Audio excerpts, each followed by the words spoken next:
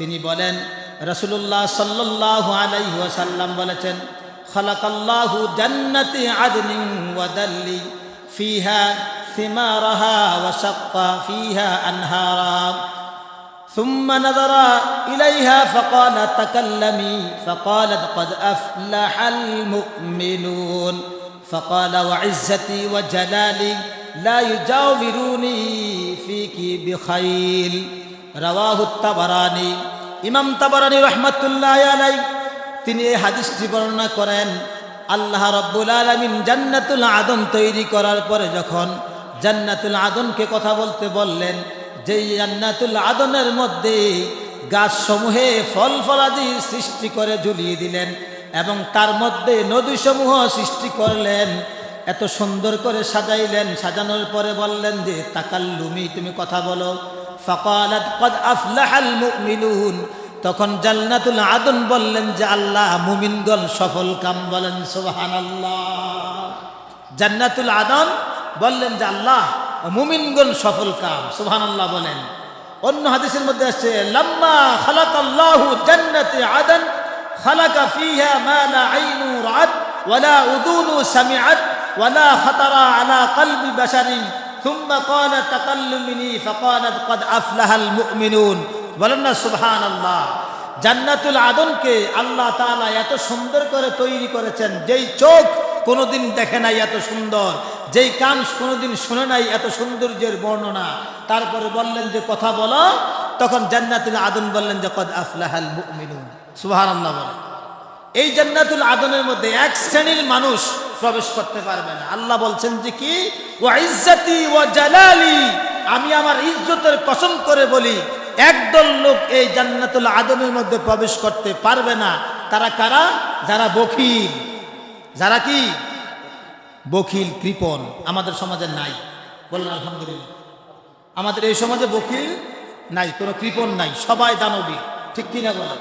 সবাই দানবী। এর অন্য অন্য এলাকা থাকতে পারে, এইদিকে নাই। বললেন আল্লাহু আকবার। বখিল কোনোদিন জান্নাতুল আদনের মধ্যে প্রবেশ করতে পারবে না, এটা মনে রাখতে হবে। এবার যখন কথা বললেন জান্নাতুল আদনের সাথে, জান্নাতুল আদন বলে দিলেন যে মুমিনগণ সফল কাম। এখন মুমিনের বৈশিষ্ট্য কি? আল্লাহ রাব্বুল আলামিন দ্বিতীয় আয়াতের মধ্যে বলেন আল্লাযীনা হুম ফি সালাতিহিম খাশিউন। একটু জবান খুলে কি বলা যাবে? আল্লাহু আকবার। আল্লাহ রাব্বুল আলামিন বললেন আল্লাযীনা হুম ফি সালাতিহিম খাশিউন, যারা নামাজের মধ্যে খুশু এবং খুজু, নামাজের প্রতি বিনয়ী, নম্র। বলেন সুবহানাল্লাহ। সে হচ্ছে এক নাম্বার মুমিন। কত নাম্বার? মুমিনের এক নাম্বার গুণ হচ্ছে নামাজের মধ্যে যে বিনয়ী, নম্র, খুশু এবং খুজু। মানে নামাজের মধ্যে কয়টা ফরজ, কয়টা সুন্নত, কয়টা ওয়াজিব, সঠিকভাবে নামাজকে পালন করে। তাই সেই এই গুণ যেই ব্যক্তি নিয়ে এই গুণগুলো আছে নামাজের ব্যাপারে, এই ব্যক্তির এক নাম্বার গুণ হবে মুমিনের। সুবহানাল্লাহ বলে। মুমিনের এক নাম্বার গুণ কি? নামাজের প্রতি নম্র, নামাজের প্রতি কি? যত্নবান। নামাজকে সে ছাড়বে না। সুবহানাল্লাহ বলে। খুশু এবং খুজু কেমন? নামাজের মধ্যে উপরে, নিচে, সাইডে, ডাইনে, বামে কি হচ্ছে এগুলা কোনো খোঁজখবর নাই। মনে করতেছে যে আমি নামাজে দাঁড়াইছি আমার মালিকের সামনে। সুবহানাল্লাহ বলে। আমার মালিকের সামনে কোনো কথা চলবে। হাদিস শরীফের মধ্যে আসছে কানাত ইয়ালতাফিতু ইলাস সামাই ফানাজালাত। আল্লাহর হাবিব আমার নূর নবীজি সাল্লাল্লাহু আলাইহি ওয়াসাল্লাম নামাজের মধ্যে আকাশের দিকে তাকাইতেন। যখন এই আয়াতটা নাজিল হইল, আল্লাহর হাবিব সাল্লাল্লাহু আলাইহি ওয়াসাল্লাম আর কোনোদিন আকাশের দিকে তাকান নাই, সিজদার জায়গার দিকে তাকায়া থাকতেন। বলেন সুবহানাল্লাহ। হাদিস শরীফে আসছে ইন্না রাসূলুল্লাহি সাল্লাল্লাহু আলাইহি ওয়াসাল্লাম কানা ইযা সাল্লা রাফা'a বাসারাহু ইলাস সামাই ফানাজালাত। অতঃপর যখন নাজিল হইল আল্লাযীনা হুম ফি সালাতিহিম খাশিউন, রাসূলুল্লাহ সাল্লাল্লাহু আলাইহি ওয়াসাল্লাম যখন নামাজ পড়তেন নামাজের মধ্যে আকাশের দিকে তাকাইতেন। আর যেই দিন এই আয়াত নাজিল হইল এরপর থেকে কোনোদিন আকাশের দিকে তাকান নাই। বলেন সুবহানাল্লাহ। ফানাজালাত আল্লাযীনা হুম ফি সালাতিহিম খাশিউন। রাসূল আপনি আর আকাশের দিকে তাকাইয়েন না, আপনি কি করেন নামাজের প্রতি নম্র হন, যেই দিকে আপনি নামাজের মধ্যে আসেন ওই দিকেই থাকেন। বলেন না সুবহানাল্লাহ।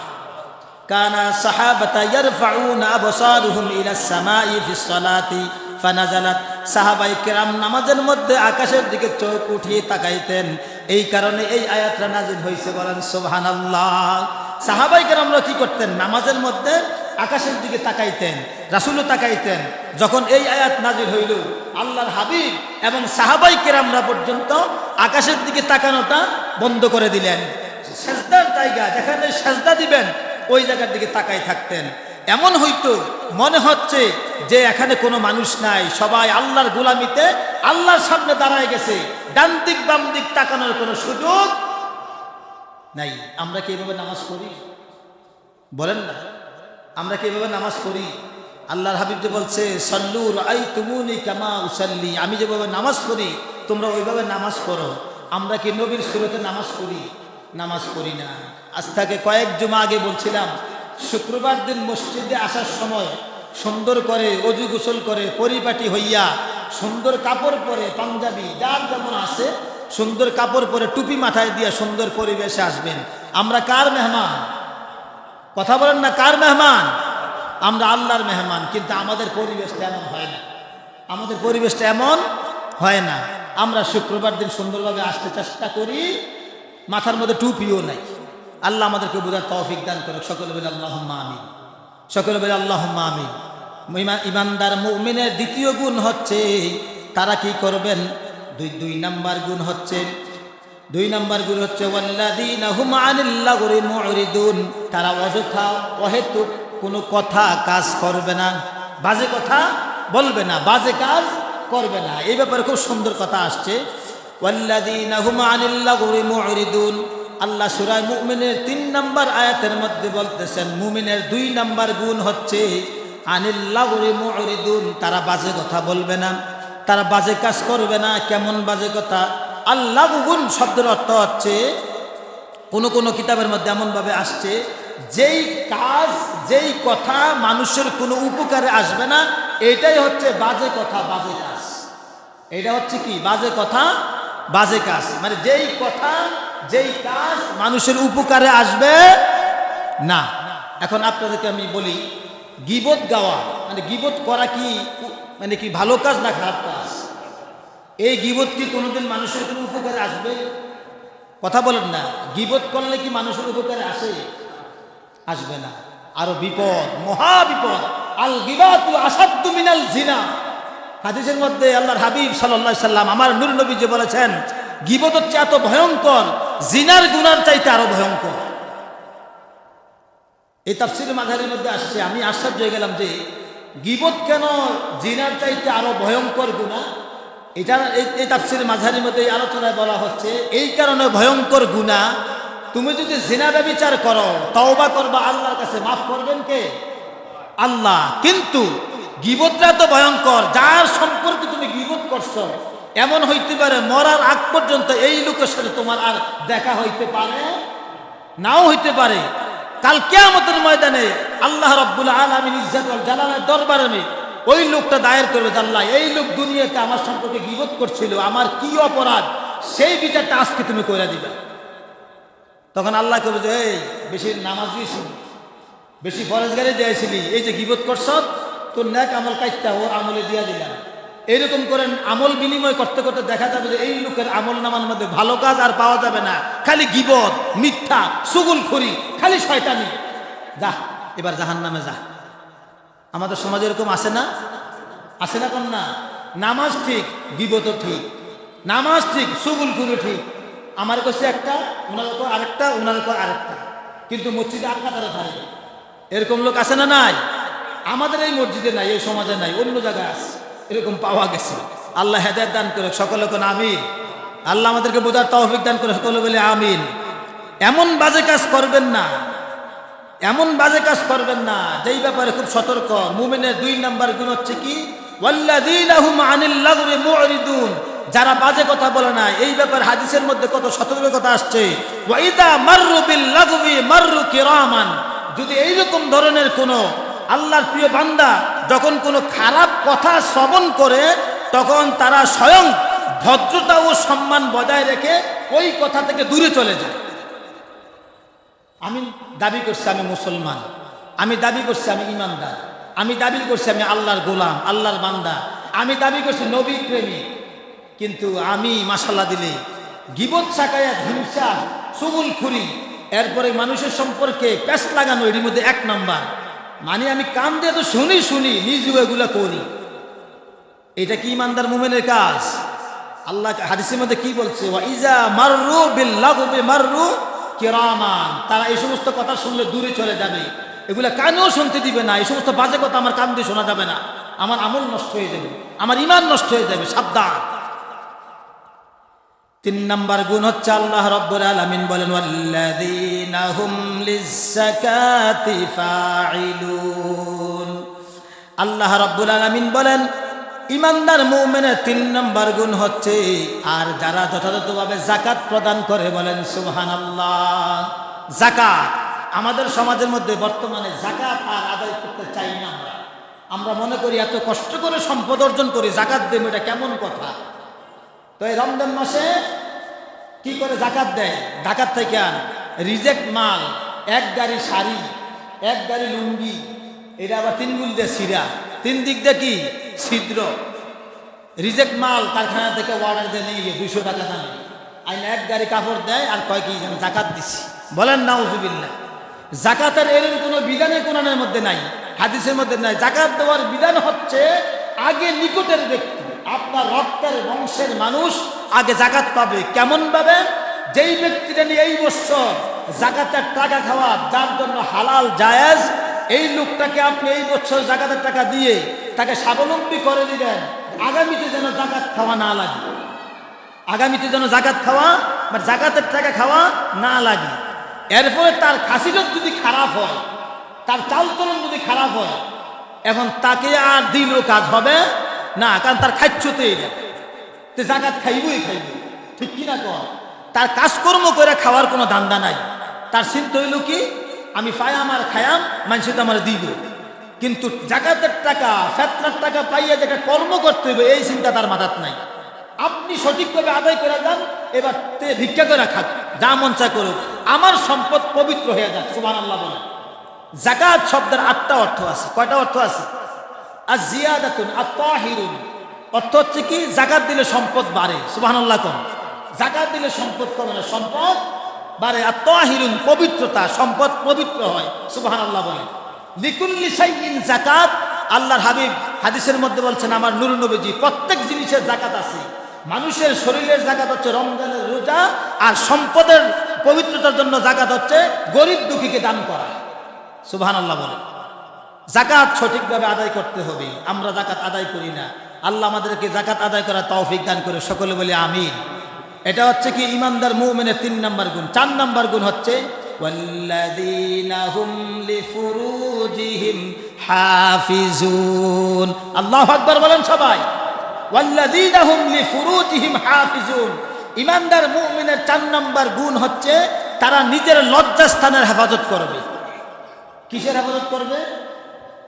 লজ্জাস্থানের হেফাজত করবে। এখন কি আমাদের সমাজে কি লজ্জাস্থানের হেফাজত আছে? কথা বলেন না, আসেনি? নাই নাই নাই। নামাজ পড়া ঠিক, বদমাশিও ঠিক, আছে না নাই বলেন? এখন যদি কোনো ভালো পয়সাওয়ালা ব্যক্তির, এমপি, মন্ত্রী, চেয়ারম্যানের, এরকম ভালো পাওয়ারফুল ব্যক্তির ছেলে যদি হয়, তখন আরে বড় লোকের ছেলে এরকম দুষ্টামি করে, বলেন নাউজুবিল্লাহ। এরকম দুষ্টামি করে, বলেন নাউজুবিল্লাহ। আর একটু গরিব হলে কয় তার যাত্রা দর 100 জোতা দেয় ফিট, কন্যা নাউজুবিল্লাহ। অথচ আল্লাহ বলছে যে ইমানদার মুমিনের 4 নাম্বার গুণ হচ্ছে তার লজ্জাস্থানের হেফাজত করা। লজ্জাস্থানের হেফাজত করা। এখন তো এটা নাই, ধ্বংস ধ্বংস। এটা একমাত্র হওয়ার কারণ বেপর্দা, পর্দা নাই এখন আমাদের মাঝে। আর পর্দা না থাকার কারণে পর্দার বিধান হচ্ছে ফরজ। কেমন ফরজ? নামাজ যেমন ফরজ, যাকাত যেমন ফরজ, রোজা যেমন ফরজ, ঠিক তেমন করে পর্দা করা ফরজ। পর্দা না থাকার কারণে জিনা, ব্যভিচার এত পরিমাণে বৃদ্ধি পাইছে, লজ্জাস্থানের আর হেফাজত নাই, বলেন নাউজুবিল্লাহ। আমাদের সমাজে আছে না নাই? যে লজ্জাস্থানের হেফাজত করলো না, জিনা ব্যভিচারে মত্ত থাকলো, সে কি কাল কিয়ামতের ময়দানে আল্লাহর কাছে দাবি করতে পারবে যে আল্লাহ আমি 1 নম্বর ইমানদার মুমিন, কারণ তোমার ইমানদার মুমিন হওয়ার যে 4 নম্বর গুণ এটাই তোমার ভিতরে নাই। কারণ ইমানদার ইমান থাকা সত্ত্বে কোনোদিন জিনা ব্যভিচার যাইতে পারে না। আল্লাহ আমাদেরকে মাফ করে, সকলে বলে আমিন। আমরা কি আজকে তওবা করতে পারবো যে আল্লাহ বিগত জীবনের গুনার জন্য তওবা করলাম, সামনের জীবনে এরকম ধরনের পাপ কাজ খারাপ কাজ আর কখনো করব? সবাই কি তওবা করতে পারি? বলে আস্তাগফিরুল্লাহ, আস্তাগফিরুল্লাহ, আস্তাগফিরুল্লাহ ওয়া আতুবু ইলাইহি ইন্নাহু হুয়াত তাওয়াবুর রহিম। আল্লাহ আমাদেরকে মাফ করে দেন। বিগত জীবনে যত গুনাহ করছি, যত গুনাহ করছি, জেনে না জেনে, বুঝে না বুঝে, ইচ্ছায় অনিচ্ছায়, আল্লাহ আমাদের গুনাহ মাফ করে দেন।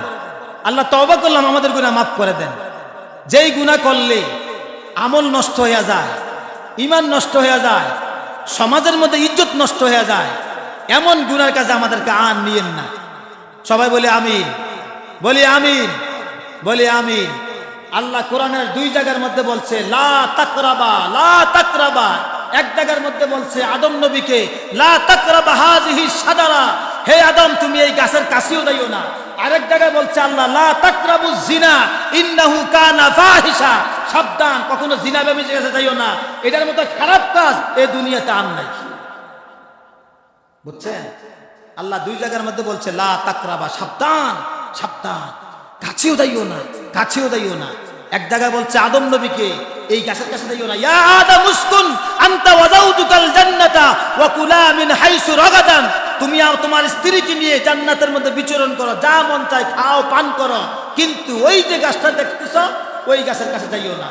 আবার আরেক জায়গার মধ্যে বলছেন যে হে ঈমানদারেরা লা তাকরাবুজ জিনা, সাবধান জিনা ব্যভিচারের কাছে যাইও না। ইন্নাহু নিশ্চয় কানা ফাহিশা, এটা সত্যিতে ফাহিশা কাজ, খারাপ কাজ, জঘন্য কাজ। নামাজ পড়া কেউ জিনার কাছে যাইতে পারে না। ঈমানদার মুসলমান দাবি করে কেউ জিনা ব্যভিচার যাইতে পারে?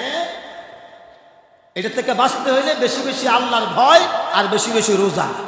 বেশি বেশি কি করতে হবে? রোজা রাখতে হবে।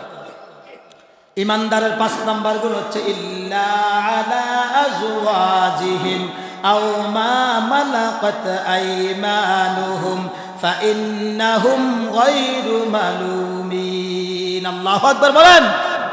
বলছেন যে তোমরা কি করো? যৌনাঙ্গকে হেফাজত করো। এই হেফাজতের জন্য আল্লাহ তাআলা 2টা বিধান দিয়ে দিয়েছেন। একটা বিধান হচ্ছে নিজের আপন স্ত্রী, আর একটা হচ্ছে নিজের দাস দাসী। কি না মানে ক্রয় করা দাস দাসী, এই 2 জন ছাড়া আর কোথাও কোনো অপকর্মের মধ্যে যাওয়া যাবে। এর মধ্যে প্রথম যে বিধানটা নিজের স্ত্রী, এটা কিয়ামত পর্যন্ত থাকবে।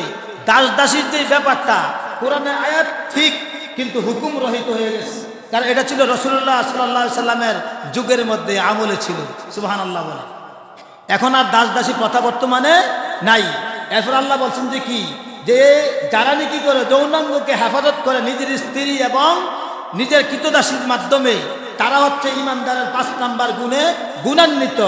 এর বাহিরে যদি কেউ যদি কি করে ফামান ইবতাগা ওয়ারা যালিকা ফাউলাইকা হুমুল আদুন, এই 2 নিয়মের সিস্টেমের বাহিরে যারা কি করবে, কোনো খারাপ কাজ করার জন্য চেষ্টা করবে, সীমালঙ্ঘন করবে, তাদের পরিণাম বেশি ভালো হবে হবে না? ভালো হবে।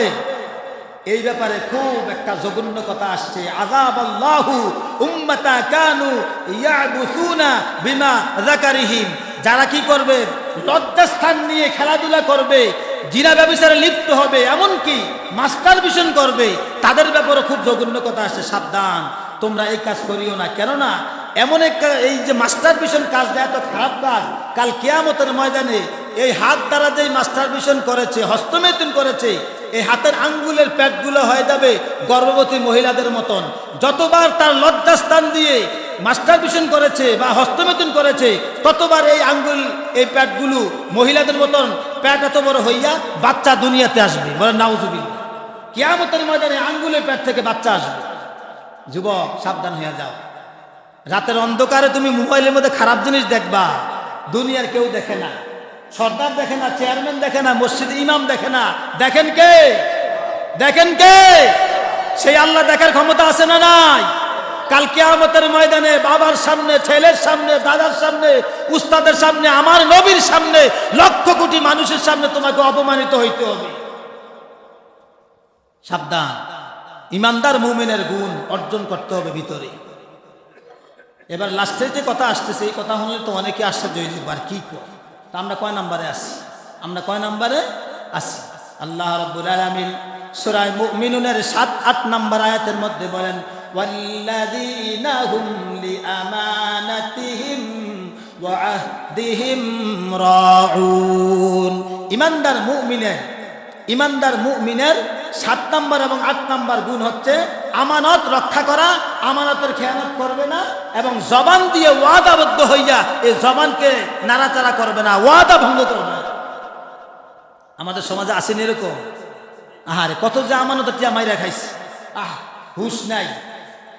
অনেকে তো আমার কাছে আমানত টাকা রাখে, এই কথা কইয়া টাকা লয়ে সেটা কয়দিন পরে টাকা খুঁজলে কলে আসছে, একটা কাজও লাগে রাখছে, এর কিছুদিন পরে কয় কোন দিন দিস, এর কিছুদিন পরে কয় তোর তো চিনিয়ে না। আমানতের টাকা খাইয়া বইরিস, নিজের টাকা মনে করে আমানতের টাকা খায়। ইমানদার, ইমান আসে না গেছে? ইমান আসে না গেছে? তা আপনি কয় নম্বরে ইমানদার? আপনি নবীর আশেক দাবি করেন, আমানতের টাকা খাইয়া বইরিস, বলেন না নাউজুবিল্লাহ। এরপরে বলছে কি, ওয়াহদিহিম রাউন, তারা ওয়াদাবদ্ধ, ওয়াদা পাক্কা, জবানের খেলাপ করে না। ওয়াদার খেলাপ পেয়া পাইলে টেবিলের নিচে দিয়া সকালে কয় একটা, দুপুরে কয় আরেকটা, বিকালে কয় একটা, রাত্রে কয় আরেকটা। এরকম আছে না নাই? টাকা গাইয়া বিশাল, এদিকের বিচার ওইদিকে, ওইদিকের বিচার এদিকে, এরকম আছে না নাই? আহারে, এই সমস্ত লোকদের ব্যাপারে রাসূল হাদিসে বলছে, কিয়ামতের ময়দানে 7 শ্রেণীর ব্যক্তি আল্লাহর আরশের নিচে ছায়া পাবে। তার মধ্যে 1 শ্রেণীর ব্যক্তি হচ্ছে ইমামে আদিল্লুন, যেই ব্যক্তি ন্যায় বিচারক, কোনো টাকা টোকার বিনিময়ে নয়, সমাজে সঠিক বিচার প্রতিষ্ঠা করতে যাইয়া জেল জুলুম জরিমানাকে ভয় পায় না, এমন ব্যক্তি কাল কিয়ামতের ময়দানে আল্লাহর আরশের ছায়া পাবে। আর টেয়া খাইয়া হেতে বিচারক হইছে, হেতে সমাজের বিচারক, হেতে কাম কাজ কোনো কিছু করে না, ইস্তারি করা পাঞ্জাবি গাও দিয়ে আডে, নতুন নতুন লুঙ্গি ফিন্দে আডে, কি আপনি কি করেন? আমি কিচ্ছু করি না, আমি বিচার করি মানুষের। অথচ হেতের বিচার করতে করতে মানুষের জীবন শেষ, হেতে বিচার করে। কি বিচার করে? কি করবো? ফাঁসে আমার টানে 10, ঠিক কিনা কন? কয় সর্দার সাহেব, বিচারটা আপনি আমার পক্ষে দিয়ে 5,000 দিছি। তা হাতে আরেকটা কইতা কলে, আরে মিয়া আমার দিকে টাকা নেন 10। আছে না নাই? এরকম পায়খানা খাই না, আছে না নাই? সবাই জোরে করে, এটা কি খাইছে? পায়খানা খাইছে, খাইয়া উল্টা বিচার। এইরকম জালেমদের জন্য আল্লাহর জান্নাত না, সামনে আছে। আল্লাহ রাব্বুল আলামিন বলেন, ইমানদার মুমিনের 7 নাম্বার বৈশিষ্ট্য হচ্ছে ওয়াল্লাযীনা হুম লিআমানাতিহিম ওয়া আহদিহিম রাউন।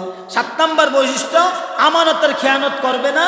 ওয়া আহদিহিম রাউন, 8 নাম্বার বৈশিষ্ট্য, ওয়াদা ভঙ্গ করবে না, ওয়াদা ভঙ্গ করবে না। এরপর আমার আল্লাহ বলেন, ওয়াল্লাযীনা হুম আলা সালাওয়াতিহিম ইউহাফিজুন। আর ইমানদার মুমিন বৈশিষ্ট্য কারে বলছে? যে 8 নম্বর বৈশিষ্ট্য হচ্ছে কি, ইমানদার মুমিন তার নামাজের প্রতি খুব যত্নবান হবে, এত যত্নবান হবে যেই নামাজ তার জীবনে ছাড়া কোনোদিন সম্ভব না। আমরা মুসলমান, আমার ঘরে আমার ছেলে নামাজ পড়ে না, আমি 3 বার হজ করে আইছি, 5 বার হজ করে আইছি, একটু বুক কাঁপে না, আরে সন্তান উঠা নামাজ পড়। আর বাপও এমন হয়েছে, এরকম জানোয়ার ফলতে আছে, যে জানোয়ারে নামাজ পড়ে না। ফজর কোন দিক দিয়ে যায়, জোহর কোন দিক দিয়ে যায়, আসর কোন দিক দিয়ে যায়, মাগরিব যায় কোন দিকে, এশা যায় কোন দিকে, বাপে কোনো খোঁজ খবর লয় না। আর মানুষের সামনে কয় আমার ছেলে মডার্ন, স্টাইলিশ, আধুনিক। নাউজুবিল্লাহ বলেন। এই আধুনিক সন্তান আপনাকে টেনে জাহান্নামে নিয়ে যাবে। আপনার সন্তানকে নামাজের কথা বললেন না। ইমানদার মুমিন দাবি করে নামাজ পড়ে না, যার নামাজ নাই তার ইমান। এখন নামাজ ফরজ। আল্লাহ আমাদের কবুল করে, সকলে বলি আমিন। আল্লাহ বললেন যে 8টা বৈশিষ্ট্য অর্জন করার পরে এবার আমি বলছিলাম কোন কথা, উলাইকা হুমুল ওয়ারিসুন। এই 8টা গুণের গুণান্বিত যারা, 8টা বৈশিষ্ট্য যার ভিতরে থাকবে, সে হবে কি আল্লাহর জান্নাতের ওয়ারিস। সুবহানাল্লাহ বলেন। আল্লাযীনা ইয়ারিসুনাল ফিরদাউসা হুম ফিহা খালিদুন। তারা জান্নাতে প্রবেশ করবে। তারা কোথায় প্রবেশ করবে? জান্নাতে প্রবেশ করবে। এই 8টা গুণ যাদের মধ্যে থাকবে, আল্লাহ আমাদেরকে 8টা গুণে গুণান্বিত হওয়ার তৌফিক দান করে, সকলে বলে আমিন। এই 8টা বৈশিষ্ট্য আমাদের মাঝে অর্জন করার তৌফিক দান করে সকলে বলে আমিন। ওয়া মা আলাইনা ইল্লাল বালাগ। আসসালামু আলাইকুম ওয়া রাহমাতুল্লাহ।